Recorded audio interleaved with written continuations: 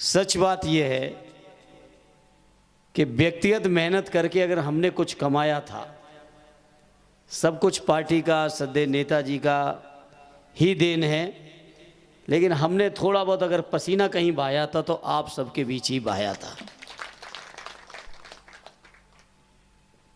और आज नहीं, 1996-97 से जब आदरणीय कृष्णमूर्ति भाई बैठे, इनका चुनाव शुरू हुआ था, तब से लेके, और मुझे फक्र है कि उस समय से जो परंपरा शुरू हुई आज तक लगातार इलाहाबाद विश्वविद्यालय में वही परंपरा कायम है। और वर्तमान में भी अध्यक्ष उदय अभी तक वही बने हुए हैं, और उसमें बहुत बड़ा योगदान हमारे पूर्वांचल के छात्र नेताओं का था। आदरणीय विधायक जी मुबारकपुर वाले भी आ गए, ये भी हमारे नेता रहे। तो सभी छात्र नेता साथियों, जैसा जमाली साहब ने कहा, कम शब्दों में उन्होंने बड़ी बात कह दी। उन्होंने कहा है कि ये चुनाव कोई मेरी उम्मीदवारी के लिए, मेरे नाम के लिए या किसी और नाम की वजह से नहीं, बल्कि छात्र नेता साथियों आपके बीच रह के मैंने महसूस किया है और स्वयं भी काम किया है, कितनी मेहनत छात्र नेता करते हैं चुनाव के समय, उसकी कल्पना शायद कोई नहीं कर सकता। मुझे याद है 2003 में संग्राम जी का महामंत्री का चुनाव चल रहा था इलाहाबाद यूनिवर्सिटी का। सद्य नेताजी उस समय मुख्यमंत्री बने ही बने थे, तो हम लोगों को गनर मिल गए थे, वहाँ कप्तान साहब ने दे दिए थे। तो समझो नफीस भाई 2 दिन के अंदर गनर छुट्टी लेके, परिवार की बीमारी का बहाना लेके चला गया था छोड़ के हम लोग। इतनी मेहनत छात्र नेताओं के ऊपर पड़ती है, मुझे इस बात का एहसास है। इसलिए मैं साथियों आप सभी से अपील करूंगा, ये केवल मुझे सांसद बनाने के लिए नहीं, बल्कि इस बार संविधान बचाने के लिए सब लोग मिलकर उतनी ही मेहनत कर दो। आप सभी जानते हो बीजेपी की नीयत,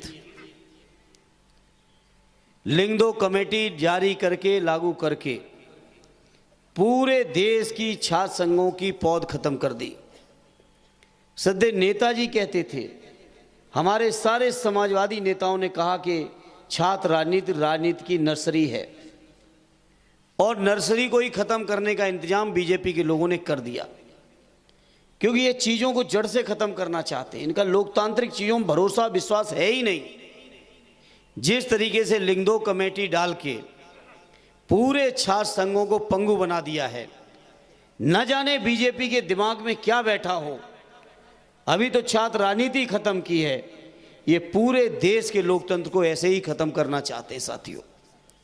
इसलिए देश के लोकतंत्र को बचाने के लिए, बाबा साहब के संविधान को बचाने के लिए, और आने वाले समय में हम सब लोकतंत्र में रह सकें, इस बात का ये चुनाव है मेरे भाइयों। और ये चुनाव जिस तरीके से बीजेपी के लोग नशे में थे, घमंड में थे, 2 चरणों में ही आते आते बीजेपी के लोगों की भाषा बदल चुकी है। अब एक भी बीजेपी वाला ये नहीं कहने को तैयार है कि हम 400 पार कर रहे हैं। अभी तो 2 ही चरण हुए हैं, अभी तो 1/3 सीटों पर भी मतदान नहीं हो पाया है, 1/4 से ज्यादा भी मतदान भी नहीं हुआ है। यूपी में जहां हमारी 80 सीटें हैं, अभी तो केवल 16 ही पे हुआ है, केवल 20% सीटों पे चुनाव हुआ है यूपी में। तो आप सोचो, अभी 20 सीटों के पर चुनाव केवल वोट पड़े हैं, इनकी भाषा बदल गई है। तो आने वाले समय में जिस तरीके की सूचनाएं मिल रही हैं, अगर हम उत्तर प्रदेश की बात कर लें तो शुरुआत करिएगा संभल, बदायूं, आंवला, एटा, फरुखाबाद, मैनपुरी, फिरोजाबाद, ये जो अगले चरण में है, तीसरे चरण में सीटें, एक भी सीट नहीं है जहां पे समाजवादी पार्टी का उम्मीदवार कहीं हार जाए। बीजेपी का सफाया होते हुए आ रहा है साथियों। आने दो तीसरे चरण का चुनाव, बीजेपी के लोगों की एकदम हवा बिगड़ जाएगी। जो आदरणीय जमाली साहब कह रहे थे, चर्चा कर रहे हैं कि हिंदू मुसलमान नफरत के अलावा कुछ बचा नहीं, तो इन बीजेपी वालों को इससे ही बची है उम्मीद। लेकिन इस बार हिंदू और मुसलमान भाई भी समझ गए हैं कि बीजेपी के इस बार किसी भी खेल में आने की जरूरत है ही नहीं, और केवल देश बचाने के लिए, संविधान बचाने के लिए, बाबा साहब का नाम बचाने के लिए इस बार सारे लोग एक होकर लड़ रहे हैं मेरे साथियों। इसलिए मैं जानता हूं अपने छात्र नेता साथियों की, हर स्थिति से वाकिफ हूँ, हर परिस्थिति से वाकिफ हूँ, पूरी क्षमता से भी वाकिफ हूँ और मजबूरियों से भी वाकिफ हूँ।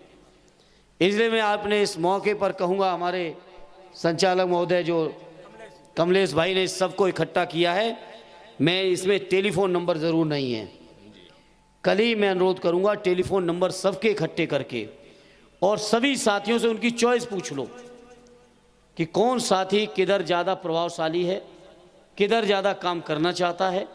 जो जिधर काम करना चाहता है, जिस बूथ पे, जिस मोहल्ले में, जिस कस्बे में, जिस ब्लॉक में, जिस विधानसभा में, उनकी पसंद का ही काम हम लोग जिम्मेदारी के साथ यहाँ से बांट दें, तभी तो आपकी ऊर्जा का सदुपयोग होगा। जब तक आपके हाथ में काम नहीं होगा तो कल ये बैठ के सब लोगों से बात करके, एक एक साथी से बात करके कि कौन साथी किधर काम करना पसंद करेगा, तभी आपकी क्षमता का सही उपयोग होगा।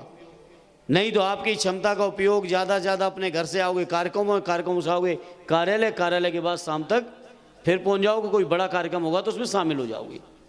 छात्र नेताओं की क्षमता इससे बहुत आगे है और एक एक कार्यकर्ता साथी की क्षमता का इस बार पूरा उपयोग करना है। पिछली बार नहीं कर पाए, उसका परिणाम हुआ कि चुनाव हाथ से चला गया था। इस बार बहुत जिम्मेदारी के साथ मेरे भाइयों, ज़्यादा नहीं बचा है, कल नामांकन कर रहे हैं, 1 तारीख है और 25 तारीख को वोट पड़ जाएंगे। केवल 25 दिन हमें दे देना अपने मेरे भाइयों, उसके बाद 5 साल हमसे काम जितना ले पाओ उतना लेना। कुछ साथियों ने अपेक्षा की है, नफीस भाई से लेके तमाम साथियों ने पुरानी बातों की भी चर्चा की।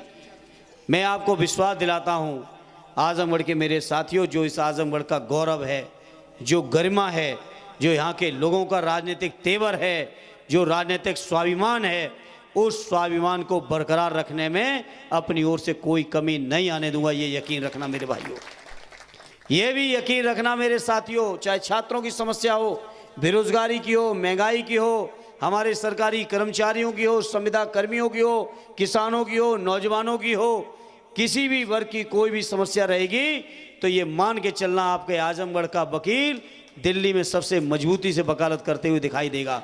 ये आप विश्वास और भरोसा रखना, क्योंकि बहुत समय हो गया है, बहुत सीनियर लोग इंतजार कर रहे हैं, बहुत लोग इंतजार कर रहे हैं।